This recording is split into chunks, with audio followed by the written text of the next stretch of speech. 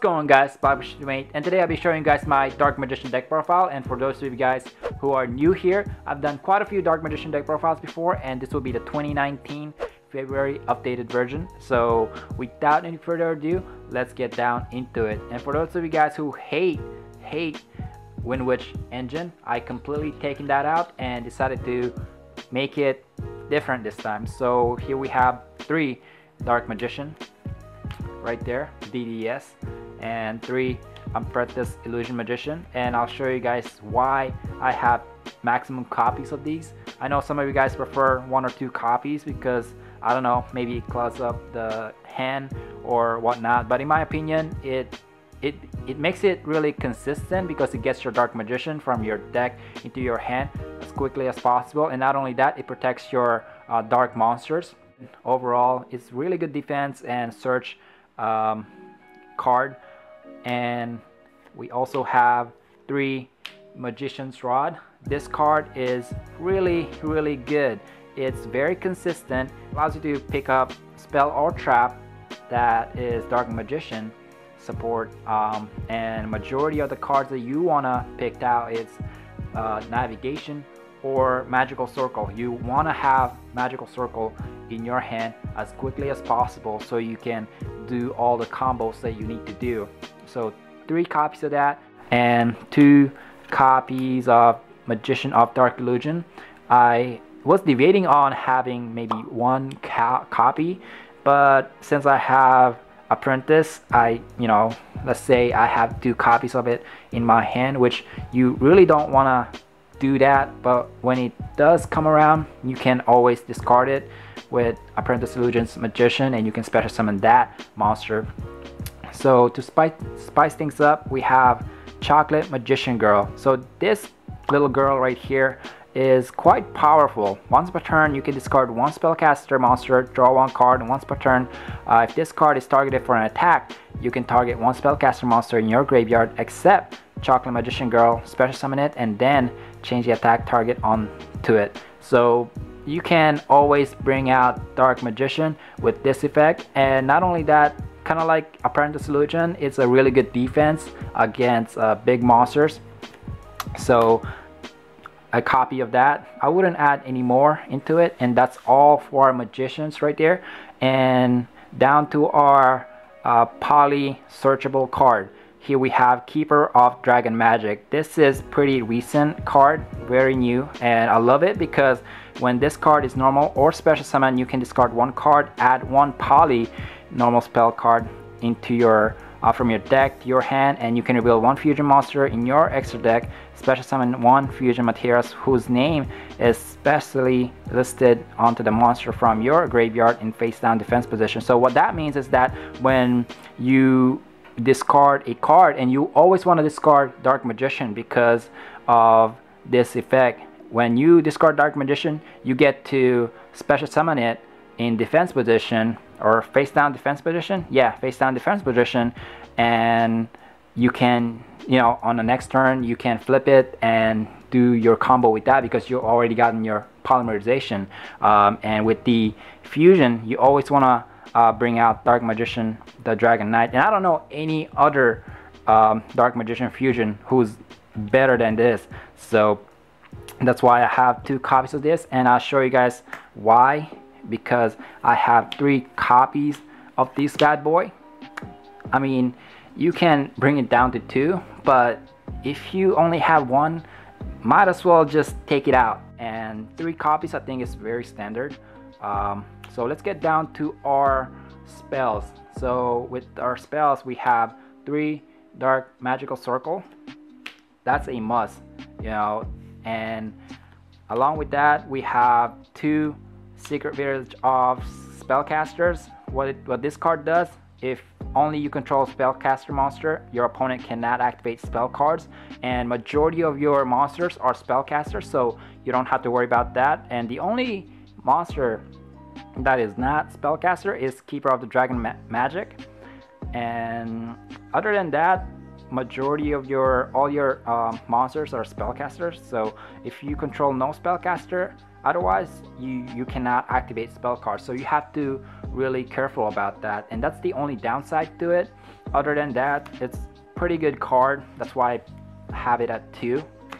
So with our draw engine, we have Spellbook of Knowledge, 2 copies of Knowledge, and 1 copy of Spellbook of Secrets. I had Blue Boy before, but I think 3 cards for our draw engine is pretty consistent enough. I don't want to have too much of it. I want to get to my Dark Magician supports as quickly as possible. So draw those 3 cards works just fine.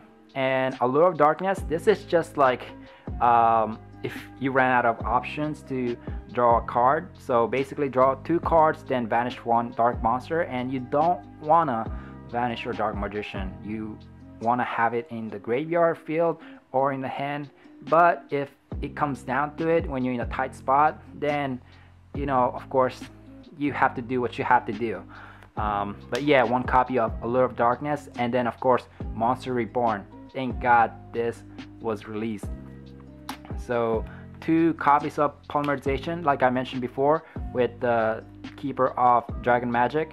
It allows you to search poly from your deck to your hand, which is very convenient, really.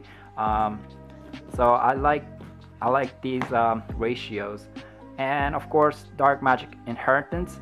Banish 2 spell cards from your graveyard, add 1 spell trap. So if you have 2 spell cards that you don't use, such as Polymerization, after you've used it and is in a graveyard, you can easily vanish that card and 1 other card, and it gets you 1 spell or trap from your deck to your hand. That specified listed card is Dark Magician or Dark Magician Girl. But since we don't have any Dark Magician Girl here, just worry about getting that magical circle from the deck to your hand. Dark Magic Attack. Of course, you guys already know what it is, and if you guys don't know, it destroys all spells and traps your opponent controls, which is very convenient and searchable too with Eternal Soul. And then Illusion Magic. Like I said, you want to have your Dark Magician in your hand as quickly and efficient as possible, and sometimes Apprentice Illusion isn't enough or it doesn't cut it. And when this comes in handy, actually, when you don't have any option to get your Dark Magician in time, and it allows you to tribute 1 spellcaster monster and add up to 2 copies of Dark Magician, and it's pretty useful actually. For our traps, we have Skill Drain. If you guys don't know what Skill Drain does, you pay 1,000 life points. The effects of all effect monsters are negated. Of course, there are some downside to it with your Apprentice Illusion, but if you already have your Dark Magician on the field, it's very good, and it locks down your opponent really well. But like I said, there are some times where you wish this wasn't on the field. It's just kind of like a gamble, really. And of course, 3 Eternal Soul. You have to maximize this. Clears out the problem really easy. And also, it special summon 1 Dark Magician from your hand or graveyard. And that is a continuous trap card, so you can use it either your opponent's turn or your turn. Very convenient, really. That's what I like about the Eternal Soul, because it combines really well with Magical Circle. And 3 Magician Navigation. So this card is also maximize 3 Necessity, because it special summon 1 Dark Magician from your hand, then special summon 1 level 7 or lower Dark Spellcaster monster, and there are quite a few actually, such as Apprentice Illusion, Dark Magician, and so on. And even Magician Illusion is here, which you can special summon. Really good as far as getting your monsters on the field as quickly as possible. And not only that, when it's in the graveyard, you can use its second effect, which allows you to negate your opponent's face-up spell or trap, and that is very convenient if you ask me. Very cool card. I'm glad that they had reprinted this, so it's very accessible to everyone. I think it's like $2-3 a copy, and it's still pretty cheap compared to how it was back then. They were like $30 a pop. So, and we have Solemn Judgment. When a monster would be summoned or spell or trap cards is activated, pay half of your life points, negate the summon or activation, and if you do, destroy that card. Although you have to sacrifice half of your life points, but with the cost is very pleasant.